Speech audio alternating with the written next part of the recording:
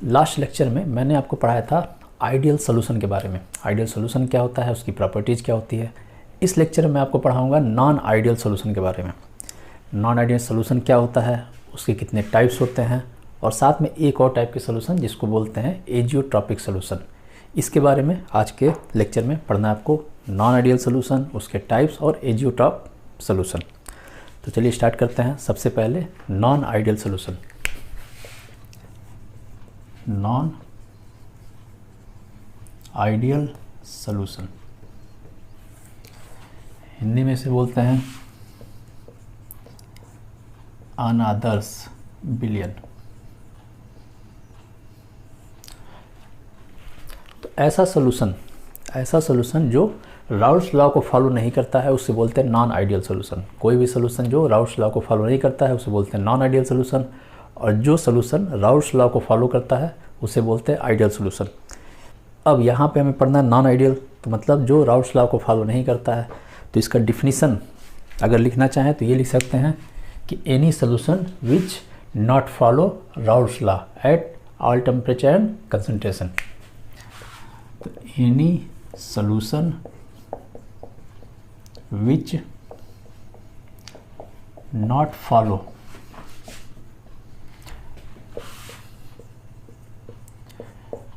Raoult's law at all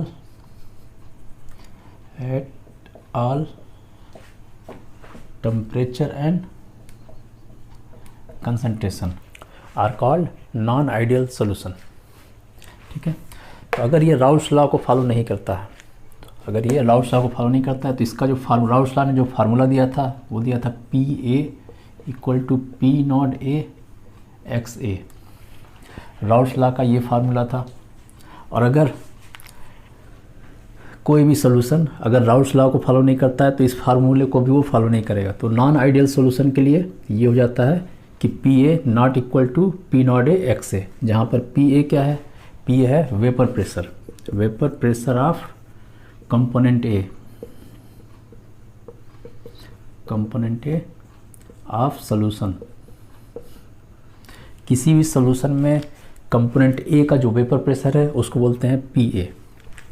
P naught ए क्या होता है, पी नॉट ए होता है ये भी वेपर प्रेशर है लेकिन प्योर कंपोनेंट ए का, इसे बोलते हैं वेपर प्रेशर ऑफ प्योर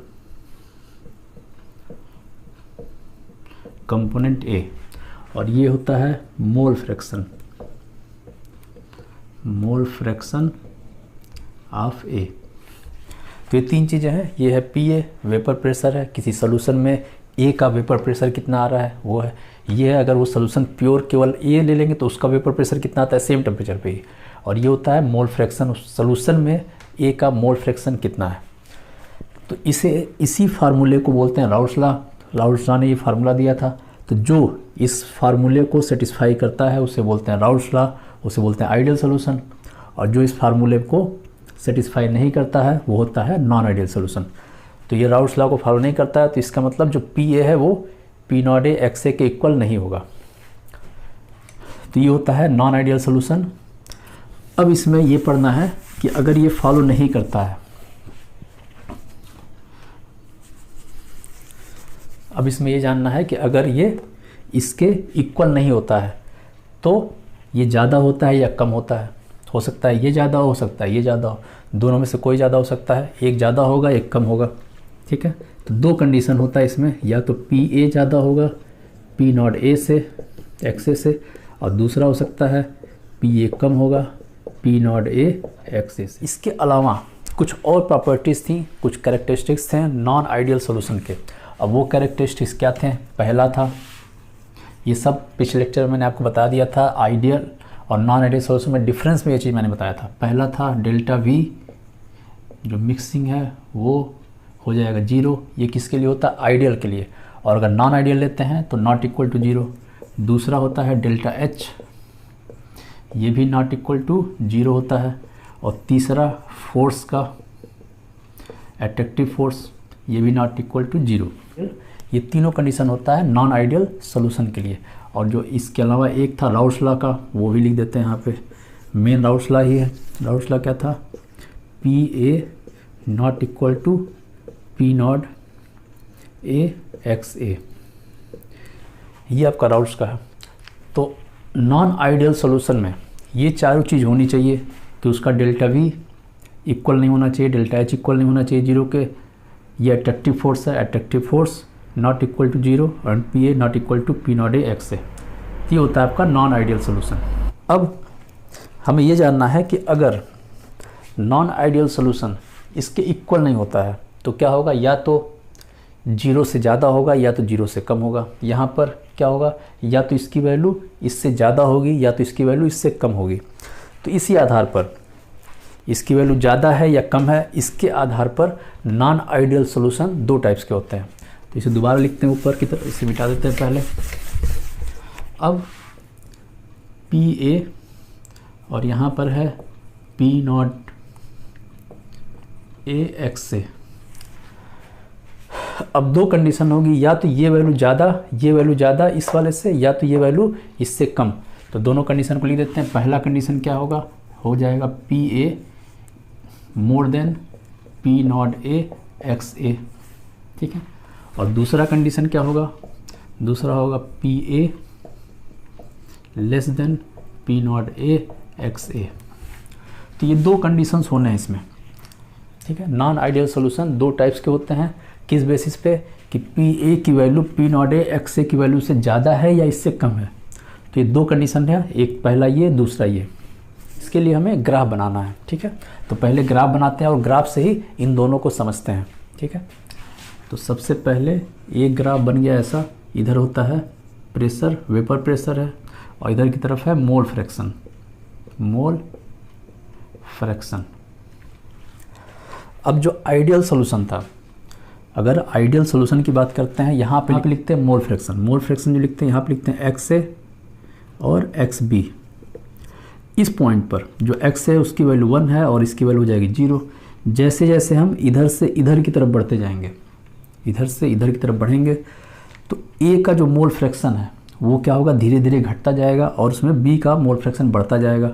और लास्ट में यहाँ पर इस पॉइंट पे क्या होगा, जो XA है वो हो जाएगा 0 और यहाँ पे XB हो जाएगा 1, ठीक है। इधर से इधर जा रहे हैं तो A के कंपोनेंट को धीरे धीरे कम करते जा रहे हैं और B के कंपोनेंट को बढ़ाते जा रहे हैं। तो इस पॉइंट पे जो हमें सोल्यूशन मिला हुआ है ये क्या है, प्योर कंपोनेंट है। यहाँ पर है प्योर कंपोनेंट ए, और इस पॉइंट पे क्या है, यहाँ पे केवल बी है तो यहाँ पे प्योर कंपोनेंट बी है। यहाँ पर है प्योर कंपोनेंट बी, यहाँ पे सिर्फ ए है और यहाँ पे सिर्फ बी है। लेकिन इधर से इधर की तरफ बढ़ते जा रहे हैं तो ए का कंपोनेंट धीरे धीरे घटता जा रहा है और बी का कंपोनेंट धीरे धीरे बढ़ता जा रहा है। अब इसके बीच जो आइडियल सोल्यूशन के लिए जो ग्राफ बना हुआ था पिछले लेक्चर मैंने पढ़ा दिया है। अब यहाँ पे हमें देखना है वेपर प्रेशर ए का और वेपर प्रेशर बी का कैसा ग्राफ बनेगा। तो अगर ये आइडियल कंडीशन है तो आइडियल कंडीशन में यहाँ की बात करते हैं तो इस पॉइंट पे एक्स ए की वैल्यू 1 है और एक्स बी की वैल्यू 0 है। तो एक्स बी की अगर बात करते हैं तो एक्स बी की वैल्यू अगर 0 है तो इसके लिए फार्मूला क्या होता है, P B equal to P naught B X B. अगर ये वैल्यू 0 है तो टोटल पी वी की वैल्यू भी 0 होगी। तो यहाँ पे अगर पी वी का ग्राफ खींचते हैं तो इस पॉइंट पे ये वैल्यू 0, प्रेशर वेपर प्रेशर 0, और जैसे जैसे इधर की तरफ बढ़ रहे हैं तो इसकी वैल्यू बढ़ रही है, ठीक है। और यहाँ पे जाके मैक्सिमम वैल्यू 1 होती है, मैक्सिमम 1 हो जा रही है। तो एक्स बी की वैल्यू इधर से जाने बढ़ता है तो जो पी बी होगा इसकी वैल्यू भी इधर से जाने बढ़ेगा। तो इसकी वैल्यू अगर बनाना चाहें तो ऐसा ग्राफ बनेगा इसका, ठीक है। तो ये हो जाएगा पी बी। उसी तरह बात करते हैं पी ए की। तो पी ए यहाँ पर 0 है और यहाँ पर 1 है, मतलब यहाँ पे मैक्सिमम पॉइंट पे है और यहाँ पे है 0 है। तो इधर से इधर जाने पे क्या हो रहा है, वैल्यू पी ए की घट रही है। तो इसका ग्राफ ऐसा बन जाएगा, यहाँ से इधर की तरफ ये हो जाएगा पी ए।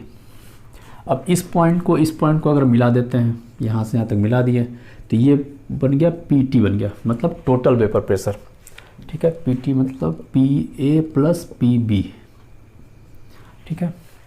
तो ये ग्राफ जो बना ये तो आइडियल कंडीशन में है। अब हमें पढ़ना है नॉन आइडियल कंडीशन में, जिसमें ये दो कंडीशन है, एक ये है और एक ये है। तो पहला कंडीशन देखते हैं ये वाला। अगर पी ए की वैल्यू ज़्यादा है, पी ए की वैल्यू ज़्यादा है किससे, पी नॉट ए एक्स से, तो इसका जो ग्राफ बनेगा ये जो ग्राफ होना चाहिए इससे क्या करेगा, ऊपर की तरफ डेविएट कर जाएगा। क्यों शिफ्ट करेगा, क्योंकि पी ए की वैल्यू यहाँ पर ज़्यादा हो गया, जितना होना चाहिए था कैलकुलेटर इतना आना चाहिए था, लेकिन इससे एक्चुअल में इसका ज़्यादा है, तो ज़्यादा है तो इसका ग्राफ बनेगा ऐसे, ठीक है। तो एक्चुअल ग्राफ इसका ऐसा होगा। उसी तरह बात करते हैं पीवी की, तो पीवी की वैल्यू भी इसमें अगर पीबी देखते हैं तो पीबी की वैल्यू भी ज़्यादा हो जाएगी, P naught E X B, ठीक है। तो पीवी की वैल्यू भी इसके कैलकुलेटेड वैल्यू से ज़्यादा होगी, तो इसका ग्राफ भी ऐसा बनेगा, हल्का सा ऊपर की तरफ डेविएट करेगा। और जब ये दोनों ऊपर तक डेविएट किया तो टोटल होगा, टोटल प्रेशर होगा, ये भी वैल्यू इससे ज़्यादा होगा, ठीक है, एक्चुअल से, तो ये वैल्यू भी ऊपर की तरफ शिफ्ट कर जाएगा ऐसा। तो इस टाइप के ग्राफ में जब ऐसा बनता है कि ग्राफ जो एक्चुअल से ऊपर की तरफ डेविएट करता है, मतलब वेपर प्रेशर ज़्यादा हो रहा है, तो इस टाइप को बोलते हैं positive deviated non ideal solution, positive deviated non ideal solution.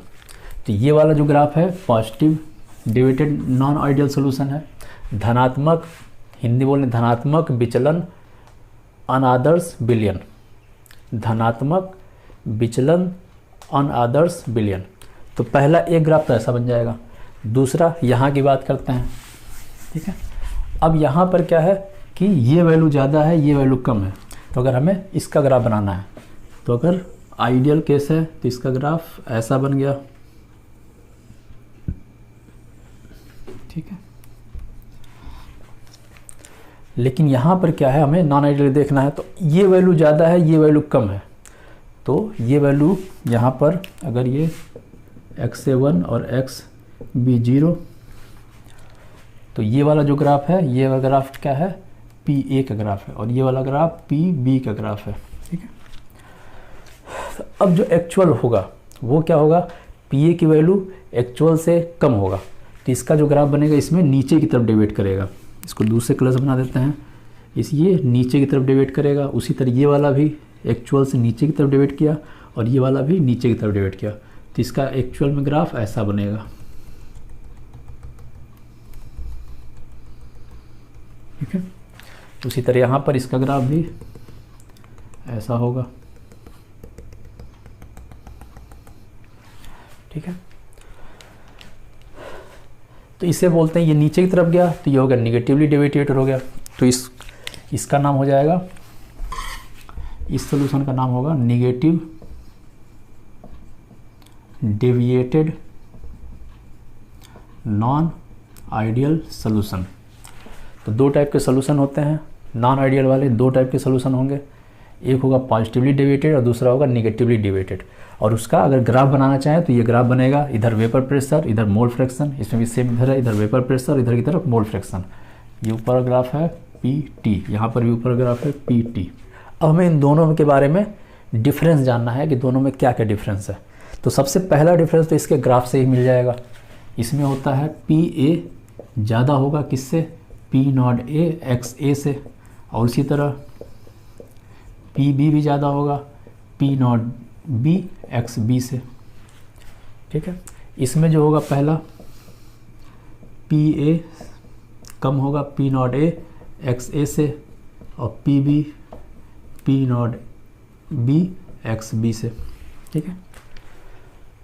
तो पहला डिफरेंस ये हो गया, तो इसे बोलते हैं पॉजिटिव डेविएटेड, ये होता है निगेटिव डेविएटेड। अब दूसरा डिफरेंस देखते हैं। तो दूसरे डिफरेंस में ये देखना, जो सॉल्यूशन है ये है AB।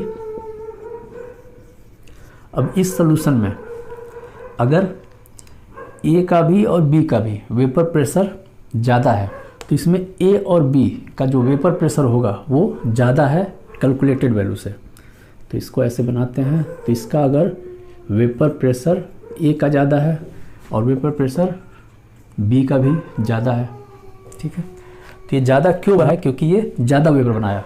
और ज़्यादा वेपर क्यों बनाया, क्योंकि इनके बीच का जो एट्रैक्टिव फोर्स है वो क्या हो गया, कम हो गया।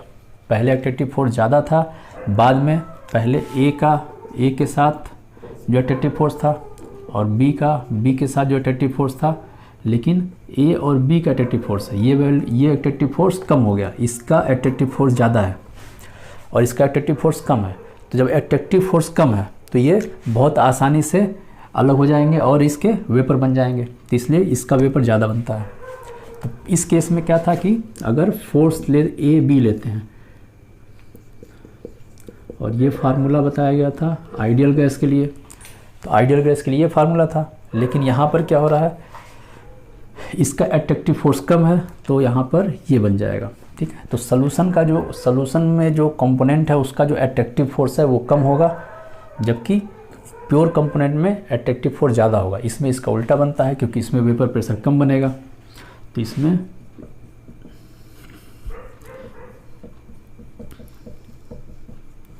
ये हो जाएगा। एफ ए बी क्या है, किसी भी सॉल्यूशन में ए बी जो कंपोनेंट हैं उसके बीच का अट्रैक्टिव फोर्स। एफ ए क्या है, प्योर कंपोनेंट ए अगर लेते हैं तो उसके बीच का ए और ए के बीच का अट्रैक्टिव फोर्स, और एफ बी क्या है, बी और बी के बीच के अट्रैक्टिव फोर्स। तो ये होगा और इसमें ये होगा, दूसरा ये चीज़ हो गया। अब बात करते हैं तीसरा डिफरेंस। ठीक है, इसको मिटा देते हैं, तीसरा डिफरेंस देखते हैं।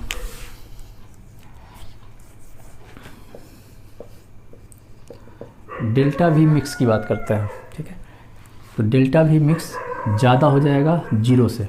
क्यों ज़्यादा होगा, क्योंकि इनके बीच का जब अट्रैक्टिव फोर्स कम हो गया, इनके बीच का जब अट्रैक्टिव फोर्स कम हो गया तो इनके बीच का डिस्टेंस बढ़ गया, और डिस्टेंस बढ़ गया तो इसका वॉल्यूम बढ़ गया। ठीक है, और वॉल्यूम बढ़ जाने के कारण डेल्टा वी मिक्सिंग की वैल्यू जीरो से ज़्यादा होगी। जैसे एग्जांपल बताते हैं कि एक कंपोनेंट ए है, दूसरा बी है, और दोनों को मिला के सोल्यूशन बन गया। अब ये लेते हैं अगर हम 50 ml, ये लेते हैं 100 ml।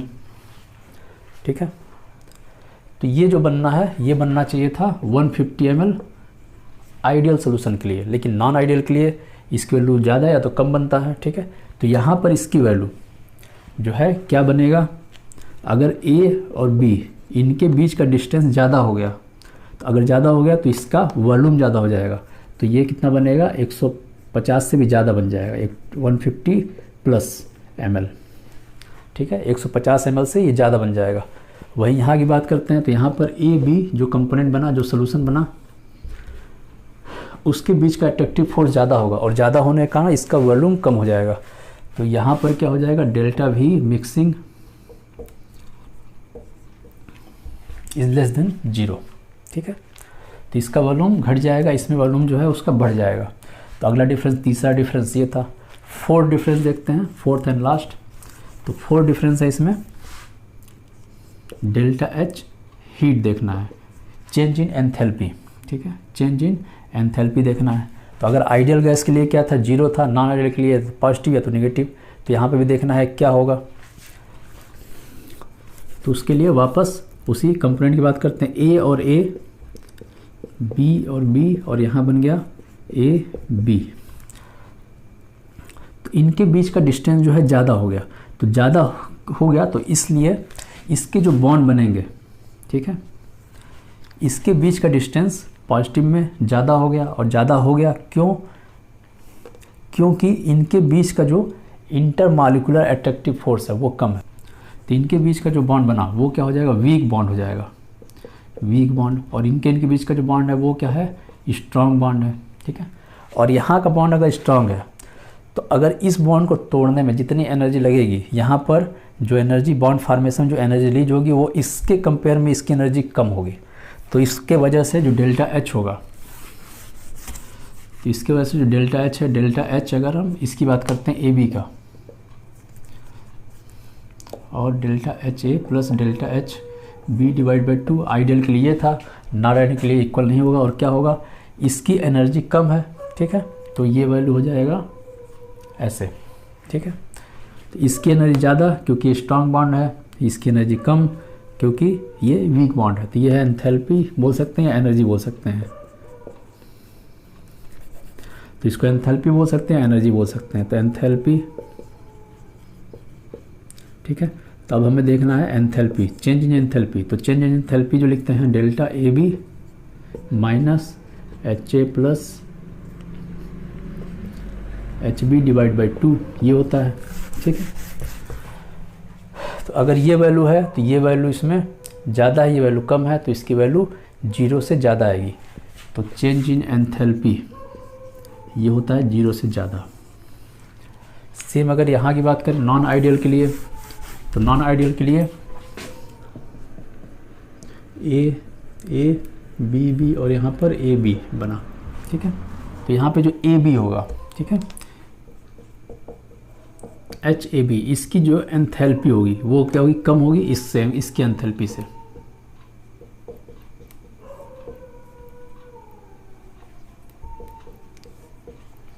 ठीक है, इसकी एंथैल्पी से कम होगी, इसकी एंथैल्पी कम होगी, इसकी एंथैल्पी ज़्यादा होगी, क्योंकि इनके बीच का जो बॉन्ड है वो क्या है, स्ट्रांग बन रहा है। यहाँ पे बना स्ट्रांग बॉन्ड और इसका बना वीक बॉन्ड, ठीक है।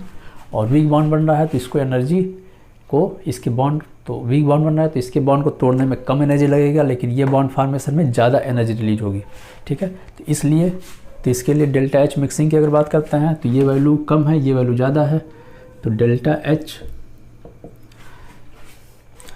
ये वैल्यू ज़्यादा है, ये वैल्यू कम है, तो डेल्टा एच मिक्सिंग क्या करते हैं, ये माइनस ये करते हैं, तो ये माइनस ये करेंगे तो इसकी वैल्यू क्या आ जाएगी, निगेटिव में आ गई।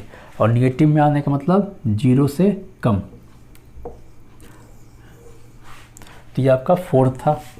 तो ये 4 डिफरेंस है इसमें, चारों डिफरेंस एक बार दोबारा बताते हैं। पहला था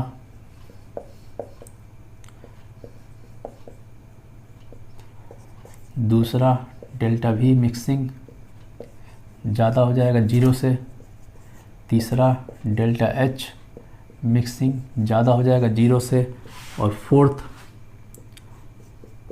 एफ डेल्टा एट्रैक्टिव फोर्स है ये भी ज़्यादा हो जाएगा 0 से।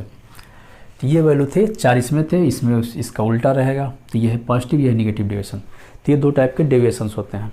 अब इसके बाद पढ़ाना है एजियोट्रॉपिक मिक्सचर या एजियोट्रॉपिक सोल्यूशन क्या होता है, ठीक है।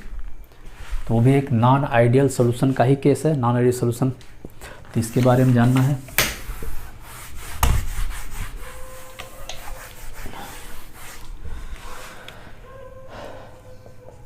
एजियोट्रॉपिक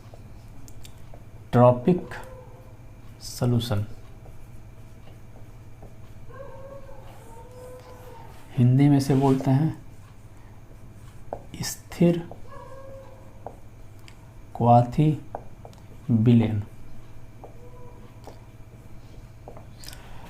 अब ये जानना है कि एजियोट्रॉपिक सॉल्यूशन क्या होता है, ठीक है। तो अगर कोई भी सॉल्यूशन जो 2 कंपोनेंट्स मिलकर बना हुआ है,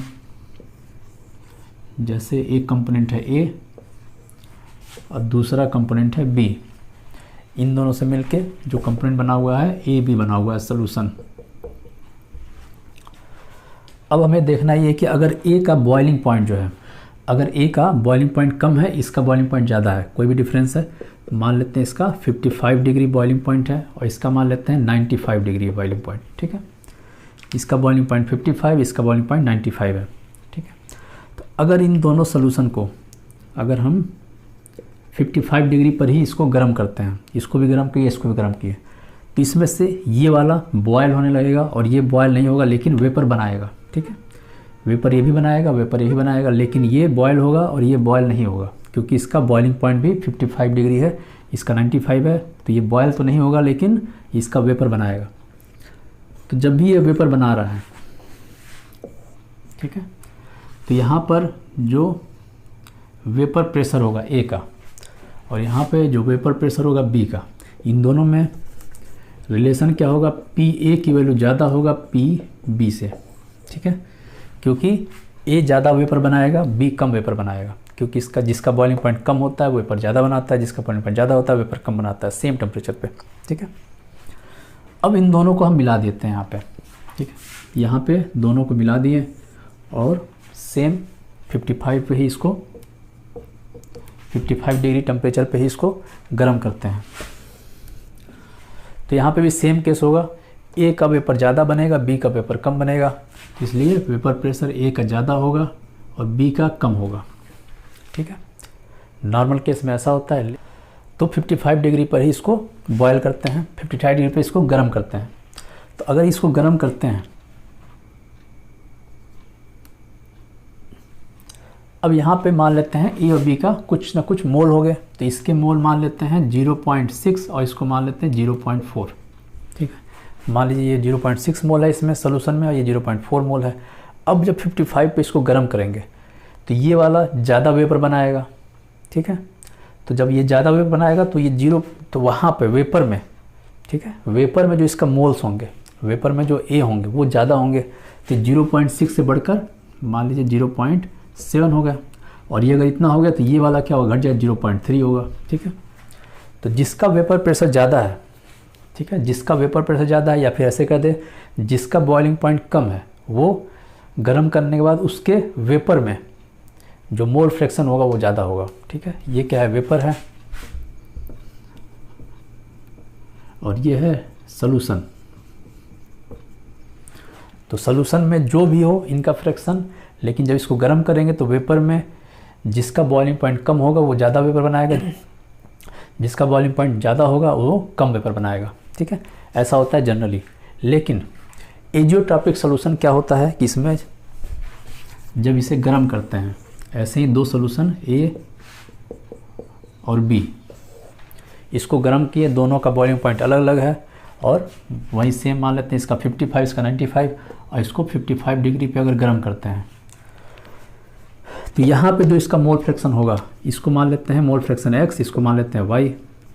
तो यहाँ पे वेपर बना, तो वेपर में जो मोल फ्रैक्शन होना चाहिए था, क्या होना चाहिए था, इसका मोल इसका ज़्यादा होना चाहिए, x से ज़्यादा हो जाएगा, इसका y से कम हो जाएगा। लेकिन एजियोट्रॉपिक सॉल्यूशन में क्या होता है, इसका यहाँ पर भी सेम मोल ही बनेगा, x इसका बनेगा और इसका y ही बनेगा। ठीक है, तो ऐसे सॉल्यूशन का जिसमें अलग अलग उनका बॉइलिंग पॉइंट अलग होता है, वेपर प्रेशर अलग होता है, लेकिन मिक्स कर दिया है तो जब उनके जो मोल होंगे वो सॉल्यूशन में और उसके वेपर में सेम अमाउंट होंगे, तो अगर ऐसे सॉल्यूशन को ही बोलते हैं एजियोट्रॉपिक सॉल्यूशन।